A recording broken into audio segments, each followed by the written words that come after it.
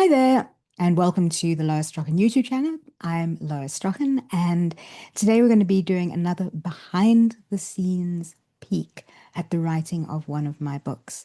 And this time we're looking at Pause for Thought, Seeing the World Through the Eyes of a Guide Dog, which was a memoir that I wrote from the perspective of my gorgeous little guide dog, Fiji. Fiji was my third guide dog. I'm now working with my fourth, a beautiful boy named Normandy. And Fiji was a yellow Labrador crossed with a golden retriever. And she just had such a unique personality. And what I'm going to be doing today is just chatting a bit about the the process, the thought process that went behind me deciding how to portray Fiji in her book. Because when I say she had a particular kind of personality, she was like most Labradors. She was very loving, very giving. As a guide dog, she was incredibly focused. She was she was very generous natured, and that she was always looking out to check that I was okay. And she was a real pleasure to work with. There were a couple of things that were also typical of Fiji. She really would not do anything unless she was rewarded by a treat. She was so food motivated. And I almost feel that she had a very particular kind of sense of the world, a sense of humor. And she really loved life, whether she was working, whether she was running with my husband, Craig, whether she was playing with her doggy siblings, Allie and Emily. She just had such a zest for life.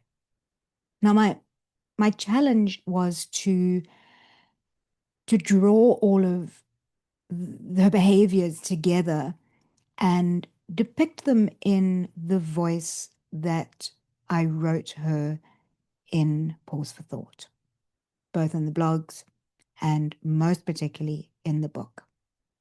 And all of those factors kind of came together in not only the content of what I shared in the book, but the the tone that I used to to convey it. So she was maybe the best way to put it is to tell you what one of my beta readers, one of my first readers, said to me after reading the book. She said, Fiji is like a typical teenager. She is both incredibly worldly, incredibly certain of her own competence and her own abilities, and yet she's also charmingly naive. And in my mind, that I kind of went, when I read that, I went, that's it. That is Fiji. And that was really, I suppose, the model on which I wrote her character as the dog seeing the human world. And it comes out so strongly in the way she sees things that to us are so normal, like queuing in banks or in shops, like air travel, cooking food, wearing clothing. And it also comes out in her absolute certainty that she always knows best. What is best for her mom, as in me, and what is best for her. And yet somehow there were times that that certainty resulted in some rather interesting situations. Like she was absolutely certain that I could walk under a table at a restaurant. She would just barge straight through, regardless of the fact that I'm a lot taller than she was and wouldn't be able to follow her under that table. She would barge through people as if she had the right to do it and kind of look back with her and go, sorry, coming through. And I would be the one who would be left apologizing as my dog pushed people out the way. Um, some of the things that happened to her that I talk about in the book are, again, so typically Fiji. like at a family celebration where she ran out past the swimming pool and didn't realize that she had fallen into the swimming pool. And so many of the people who were there said they just saw this dog flying out over the water and then looking startled and then dropping into the pool because she just had no idea that she was not on dry ground.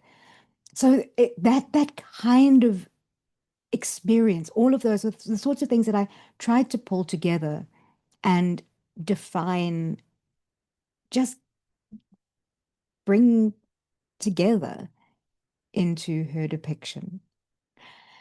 So if you'd like to read more about how I depicted Fiji, if you would like to see if I was successful in drawing together both the supreme confidence in knowing best and yet the naivety of a 15, 16, maybe 17-year-old, um, pick up the book, give it a read, see what you think. It's available on Amazon. It's available through my website, loisstrachan.com. That's LOISSTRACHAN.com, loisstrachan.com. And it's also available as an audiobook on Audible. So yeah, check it out. That's Pause for Thought, Seeing the World Through the Eyes of a Guide Dog by me, Lois Strachan. Thanks so much for sticking with us. We'll see you next time.